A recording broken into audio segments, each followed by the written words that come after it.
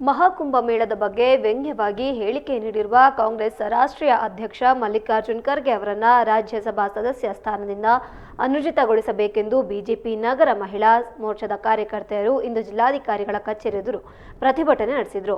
ಇನ್ನು ಉತ್ತರ ಪ್ರದೇಶದ ಪ್ರಯಾಗ್ರಾಜ್ಯದಲ್ಲಿ ನಡೆಯುತ್ತಿರುವ ಕುಂಭಮೇಳವು ಇಡೀ ವಿಶ್ವದ ಗಮನ ಸೆಳೆದಿದೆ. ಅಲ್ಲಿ ಸ್ನಾನ ಮಾಡುವುದು ಹಿಂದೂಗಳ ಪವಿತ್ರ ನಂಬಿಕೆಯಾಗಿದೆ. ಆದರೆ ಮಲ್ಲಿಕಾರ್ಜುನ ಖರ್ಗೆ ಅವರು ಗಂಗೆಯಲ್ಲಿ ಮುಳುಗೋದ್ರಿಂದ ಬಡತನ ನಿರ್ಮೂಲವಾಗುವುದಿಲ್ಲ ಎಂದು ಹೇಳಿಕೆ ನೀಡುವ ಮೂಲಕ ಹಿಂದೂಗಳ ಭಾವನೆಗಳಿಗೆ ಧಕ್ಕೆ ತಂದಿದ್ದಾರೆ. ಇದು ಖಂಡನೀಯ ಎಂದರು. ಇನ್ನು ಒಂದು ಜನಾಂಗದ ಓಲೈಕೆ ಹಾಗೂ ಹೈಕಮಾಂಡ್ ತೃಪ್ತಿಪಡಿಸಲು ಈ ರೀತಿಯ ಮಾತುಗಳನ್ನು ಕಾಂಗ್ರೆಸ್ ನಾಯಕರು ಆಡುತ್ತಿದ್ದಾರೆ.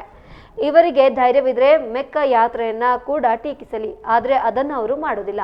ಹಿಂದೂಗಳ ಭಕ್ತಿ ಮತ್ತು ಶ್ರದ್ಧೆಗೆ ಧಕ್ಕೆ ತರುತ್ತಾರೆ. ಆದ್ದರಿಂದ ಖರ್ಗೆ ಅವರನ್ನ ರಾಜ್ಯಸಭಾ ಸ್ಥಾನದಿಂದ ಅನುಚಿತಗೊಳಿಸಬೇಕೆಂದು ಆಗ್ರಹಿಸಿದರು.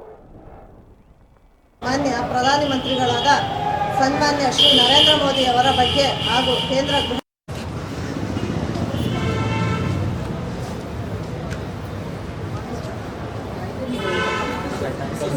ಸಭೆಯಲ್ಲಿ ಮಲ್ಲಿಕಾರ್ಜುನ ಖರ್ಗೆ ಅವರು ಹೇಳಿದರು, ಮಹಾಕುಂಭ ಮೇಳದಲ್ಲಿ ಹೋಗಿ ಮುಳುಗೋದ್ರಿಂದ ಬಡತನ ನಿರ್ಮೂಲನೆ ಆಗುತ್ತೆ ಅಂತ. ಸಾವಿರಾರು ಹಿಂದೂಗಳ ಭಾವನೆ, ಶ್ರದ್ಧಾ ಭಾವನೆ, ನಂಬಿಕೆ, ಶಾಂತಿಗೋಸ್ಕರ ನಾವು ದೇವಸ್ಥಾನಗಳಿಗೆ ಹೋಗೋದು, ಭಕ್ತಿಗೋಸ್ಕರ ದೇವಸ್ಥಾನಗಳಿಗೆ ಹೋಗೋದು. ಮುಳುಗೆ ಎದ್ದಿದ ತಕ್ಷಣವೇ ಅಲ್ಲಿ ಬಡತನ ನಿರ್ಮೂಲನೆ ಆಗುತ್ತೆ ಅಂತ ಹೇಳಿ ಆ ರೀತಿ ಮಾತನಾಡಿದರೆ ತುಂಬ ಅಸಹ್ಯದ ರೀತಿ ಅವ್ರದ್ದು. ಯಾಕಂತಂದರೆ ಬಡತನ ಮತ್ತು ಅಷ್ಟೇ ಅಲ್ಲದೆ RSS ಮತ್ತು BJP ಕೂಡ ಅವರು ದೇಶದ್ರೋಹಿಗಳು ಅಂತ ಹೇಳಿದ್ದಾರೆ. ಯಾಕೆ ದೇವಸ್ಥಾನಗಳನ್ನಾಗಿ ಕಟ್ಟೋದ್ರಿಂದ, ಒಂದು ಮಹಾಕುಂಭ ಮೇಳನ ಆಚರಣೆ ಮಾಡೋದ್ರಿಂದ ಅವರು ದೇಶದ್ರೋಹಿಗಳಾಗ್ಬಿಡ್ತಾರೆ. ಆದರೆ ಈ ಸರ್ಕಾರ, ಕರ್ನಾಟಕದಲ್ಲಿ ಕಾಂಗ್ರೆಸ್ ಸರ್ಕಾರ ಇದೆ. ಇವರು ಈ ಮಾಡಿರ್ತಕ್ಕಂಥ ಈ ಕಾರ್ಯ ಏನು ಅಂತ ಹೇಳಿದರೆ 2,000 ರೂಪಾಯಿ ಕೊಟ್ಟು ಎಲ್ಲರನ್ನು ಭಿಕ್ಷುಕರನ್ನಾಗಿ ಮಾಡಿದ್ದು. ಅದೇ ಮಹಾಕುಂಭ ಮೇಳದಲ್ಲಿ ಖರ್ಚನ್ನು 12,760 ಕೋಟಿಯನ್ನು ಖರ್ಚನ್ನು ಮಾಡಿ ಮಹಾಕುಂಭ ಮೇಳನ ಆಯೋಜನೆ ಮಾಡಿದ್ದಾರೆ. ಎಷ್ಟು ಸ್ಪಷ್ಟವಾಗಿ ಮಾಡಿದ್ದಾರೆ ಅಂತಂದರೆ ಅಲ್ಲಿ ಹೋಗಿ ಬಂದಿರತಕ್ಕಂಥ ಪ್ರತಿಯೊಬ್ಬ ಭಕ್ತರು ಹೇಳ್ತಾರೆ ಎಷ್ಟು ಅಚ್ಚುಕಟ್ಟಾಗಿ ನೀಟಾಗಿರ್ತಕ್ಕಂಥದ್ದು, ಎಲ್ರಿಗೂ ಯಾವುದೇ ರೀತಿ ತೊಂದರೆ ಆಗಿರ್ತಕ್ಕಂಥದ್ದನ್ನು ಮಾಡಿದ್ದಾರೆ ಅಂತ ಹೇಳಿ. ಆದರೆ ಅಲ್ಲಿ ಬಡತನ ನಿರ್ಮೂಲನೆ ಆಗುತ್ತಾ ಅಂತ ಕೇಳಿದ್ದಾರೆ. ಆದರೆ ಬಡತನ ಈ ನಿರ್ಮೂಲನೆ ಆಗಲ್ಲ, ಶಾಂತಿ ಸಿಗುತ್ತೆ. ಹಿಂದೂಗಳ ಭಾವನೆಗೆ ಧಕ್ಕೆ ತರುವಂಥ ಈ ಕೆಲಸಗಳನ್ನ ಮಾಡಬಾರ್ದು. ಯಾಕಂದರೆ ಹಿರಿಯರಿದ್ದಾರೆ, ಮೂರ್ಖರಂತೆ ಮಾತನಾಡ್ತಾರೆ ಮಲ್ಲಿಕಾರ್ಜುನ ಖರ್ಗೆ ಅವರು. ಅವರ ಮಕ್ಕಳಿಗೆ, ಅವರ ಮೊಮ್ಮಕ್ಕಳಿಗೆ ಯಾವ ರೀತಿ ಅವರು ಸನಾತನ ಧರ್ಮಗಳ ಬಗ್ಗೆ ಹೇಳ್ತಾರೆ, ಹುಟ್ಟಿರೋದು ಹಿಂದೂನಲ್ಲಿ ಮಾತನಾಡೋದು ಮಾತ್ರ ಈ ರೀತಿ.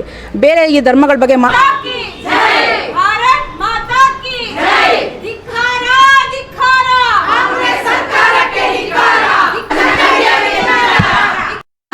ಖರ್ಗೆ ಅವರೇ, ನೀವು ತುಂಬ ಹಿರಿಯರಿದ್ದೀರಾ. ಇಷ್ಟು ಹಿರಿಯರು ಇದ್ಬಿಟ್ಟು ನೀವು ನಮ್ಮಂಥವರಿಗೆ ಏನಂತ ಕೊಡಬೇಕು, ಸಂದೇಶ ಕೊಡಬೇಕು? ಗಂಗೆಯಲ್ಲಿ ಮುಳುಗಬೇಡಿ, ಅಲ್ಲಿ ಬಡತನ ನಿರ್ಮೂಲ ಆಗಲ್ಲ ಅಂತೆಲ್ಲ ಮಾಡಬಾರ್ದು, ಮುಳುಗಬಾರ್ದು ಅಂತ ಹೇಳ್ತಿರಲ್ಲ, ನಿಮಗೆ ಯಾವ ರೀತಿ? ಎಲ್ಲರಿಗೂ ನಮಸ್ಕಾರ. ಕುಂಭಮೇಳಕ್ಕೆ ಹೋಗಿರೋಂಥ ಜನಸಂಖ್ಯೆಗೆ ನಾನು ಸಾಷ್ಟಾಂಗ ನಮಸ್ಕಾರ ಇಲ್ಲಿಂದನೇ ಹೇಳ್ತೀನಿ. ಅದರಲ್ಲಿ ನಮ್ಮ ಮಲ್ಲಿಕಾರ್ಜುನ ಖರ್ಗೆ ಅವರು ಏನು ಹೇಳಿಕೆ ಕೊಟ್ಟಿದ್ದಾರೆ ಅಂದರೆ, ನೀವು ಕುಂಭಮೇಳಕ್ಕೆ ಹೋಗಿದ ತಕ್ಷಣ ನಿಮ್ಮ ಕಷ್ಟ ಸೇರುತ್ತಾ, ನಿಮ್ಮ ಬಡತನ ನೀಗುತ್ತಾ ಅಂತ ಕೇಳಿದ್ದಾರೆ. ನಾವು ಒಂದು ಗೋವು ಹೊರಗೆ ಹೋಗ್ತಾ ಇದ್ರೆ ಆ ಗೋವು ಮುಟ್ಟಿ ನಮಸ್ಕಾರ ಮಾಡಿದರೆ ನಮ್ಮ ಪಾಪ ತೀರುತ್ತೆ, ನಮ್ಮ ಕಷ್ಟ ತೀರುತ್ತೆ ಅನ್ನೋದು ನಮ್ಮ ಏನಾಗುತ್ತೆ, ನಿಮ್ಮ ಪಾಪ ಪರಿಹಾರ ಆಗುತ್ತೋ, ನೀವು ಮಾಡಿರೋ ಅಂಥ ಕಾಲಕರ್ಮಗಳು ತೀರುತ್ತಾ ಇಲ್ವ? ನಿಮಗೆ ನಮಸ್ಕಾರ. ಆದರೆ ಕೋಟೆ ಅಂತ ವರ್ಷದಿಂದ ನಡೆದು ಬಂದಿರೋ ಧರ್ಮದ ಬಗ್ಗೆ ಮಾತಾಡಿ ನೀವು ಆ ಧರ್ಮನ ನಾವು ಹಿಂದೂಗಳು ಏನು ಮಾಡಬೇಕು ಅನ್ನೋದೇ ನಮಗೆ ಅರ್ಥ ಆಗ್ತಾ ಇಲ್ಲ. ನೀವು ಹೇಳ್ತಾ ಇರೋ ಮಾತಲ್ಲಿ ನಾವು ಹೋಗಿ ಗಂಗೆ ಮೀಬೇಕು, ಏನು ಮಾಡಬೇಕು, ನಮ್ಮ ಮಕ್ಳಿಗೆ ನಾವೇನು ಹೇಳ್ಕೊಡ್ಬೇಕು, ನಾವು ಯಾವ ಥರ ಇದನ್ನು ಪಾಲಿಸ್ಬೇಕು, ಬಿಡಬೇಕು, ನಮ್ಮನ್ನು ಹಿಂದುತ್ವನೇ ನಮ್ಮನ್ನು ಕನ್ಫ್ಯೂಸ್ ಮಾಡಾಕ್ಬಿಟ್ಟಿದ್ದೀರ. ದಯವಿಟ್ಟು ಇಂಥ ಹೇಳಿಕೆಗಳು ಇನ್ನು ಮುಂದೆ ದೇವ್ರ ಬಗ್ಗೆ ಆಗಲಿ, ಯಾವುದೋ ಧರ್ಮದ ಬಗ್ಗೆ ಆಗಲಿ, ದಯವಿಟ್ಟು ಈ ಥರ ಎಲ್ಲ ಮಾತಾಡಬೇಕಾದ್ರೆ ತುಂಬ ಯೋಚನೆ ಮಾಡಿ ಮಾತಾಡಬೇಕು. ಮಲ್ಲಿಕಾರ್ಜುನ ಖರ್ಗೆ ಅವರೇ, ದಯವಿಟ್ಟು ನೀವು ದೊಡ್ಡವರಿದ್ದೀರಾ, ಅರ್ಥ ಮಾಡ್ಕೊಳ್ರಿ. ನಮಗೆ ಮಕ್ಕಳಿಗೆ ಏನು ಹೇಳ್ಕೊಡ್ಬೇಕು, ಮೊಮ್ಮಕ್ಕಳಿಗೆ ಏನು ಹೇಳ್ಕೊಡ್ಬೇಕು ಅನ್ನೋದೇ ನಮಗೆ ಅರ್ಥ ಆಗ್ತಾಯಿಲ್ಲ. ಕಂಗಾಲಾಗಿ ಹೋಗ್ಬಿಟ್ಟಿದ್ದೀವಿ. ದಯವಿಟ್ಟು ಇಂಥ ಕೆಲಸ ಮಾತ್ರ ಮಾಡಬೇಡ್ರಿ. ಎಲ್ಲ ಪ್ರತಿಯೊಂದು ನಮ್ಮ ದೇಶದಲ್ಲಿ ಎಲ್ಲರೂ ಒಂಥರ ಆಗಿಬಿಟ್ಟಿದ್ದಾರೆ. ದಯವಿಟ್ಟು ಇಂಥ ಮಾತನ್ನು